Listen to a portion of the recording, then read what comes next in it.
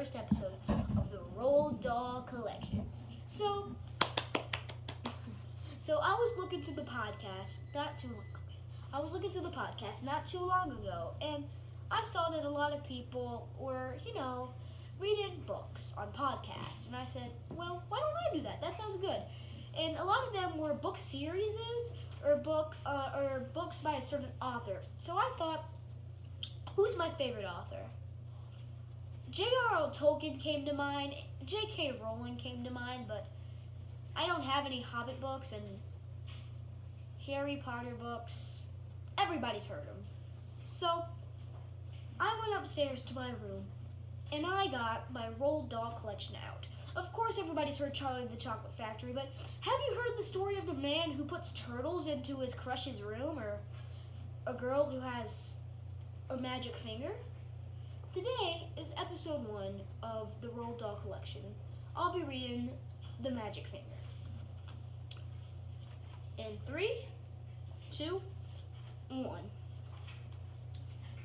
The farm next to ours is owned by Mr. and Mrs. Gregg.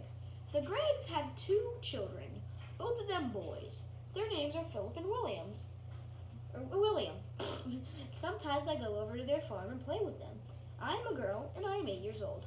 Philip is also 8 years old. William is 3 years older. He is 10. What? Oh, alright then. He is 11. Last week, something very funny happened to the Gregg family.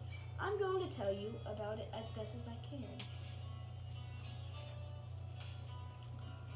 Now, the one thing that Mr. Gregg and his 2 boys loved to do more than anything else was to go hunting. Every Saturday morning, they would take their guns and go off into the woods to look for animals and birds to shoot. Even Philip, who was only 8 years old, had a gun of his own. I can't stand hunting. I just can't stand it. It doesn't seem right to me that men and boys should kill animals just for the fun they get out of it. So I used to try to stop Philip and William from doing it. Every time I went over to their farm, I would do my best to talk them out of it. They only laughed at me. I even said something about it once to Mr. Gregg, but he just walked on past me as if I weren't here. And then one Saturday morning, I saw Philip and William coming out of the woods with their father, and they were carrying a lovely young deer. This made me so cross, I started shouting at them. The boys laughed and made faces at me, and Mr. Gregg told me to go home and mind my own P's and Q's. Well, that did it. I saw red, and before I was able to stop myself, I did something I meant to never do. I put the magic finger on them all.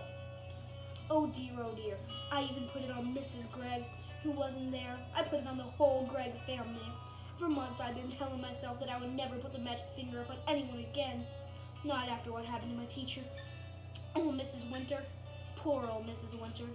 One day we were in class, and she was teaching up spelling. Stand up, she said to me, and spell cat. That's an easy one, I said. K-A-T. You are a stupid little girl, Miss Winter said. I'm not a stupid little girl, I cried. I'm a very nice little girl. Go and stand in the corner, Miss Winter said. Then I got cross, and I saw red, and I put the magic finger on Miss Winter, good and strong, almost at once. And almost at once, guess what? Whiskers began growing out of her face. They were long, black whiskers, just like the ones you see on a cat, only much bigger. And how fast they grew.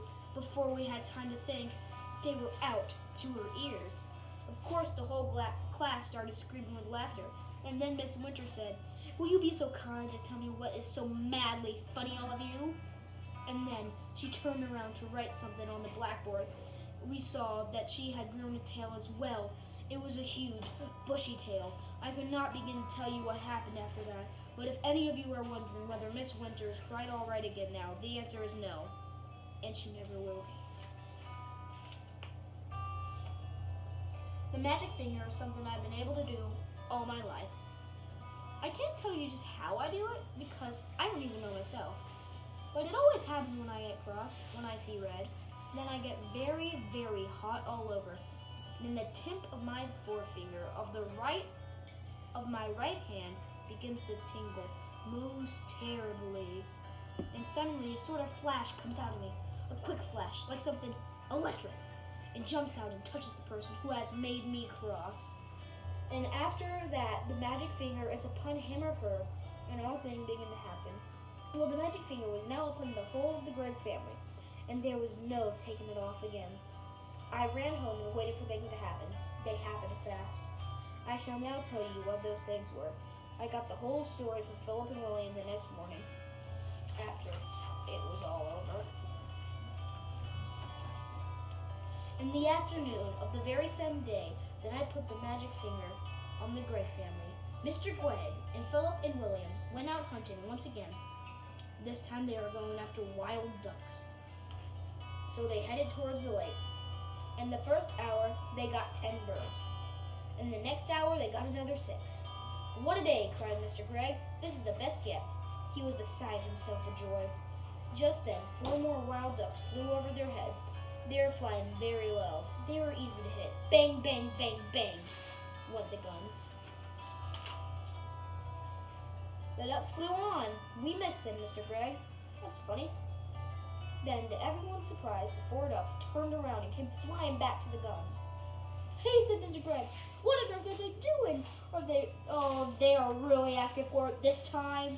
He shot at them again. So did the boys. And again, they all missed.